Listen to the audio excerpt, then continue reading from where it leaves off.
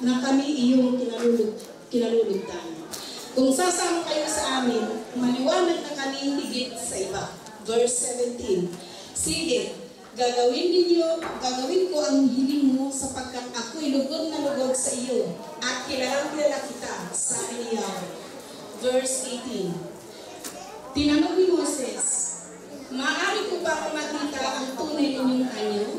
Verse 19. Makikita niyo lahat ang ating katangian at sasabihin ko sa iyo ang ating pangalan. Yahweh.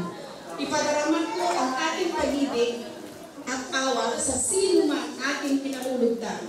Verse 20. Ngunit hindi mo maaaring makita ang ating mukha sapagkat tiyak na mamamatay ang sino man makakita niyo. Verse 21. Dito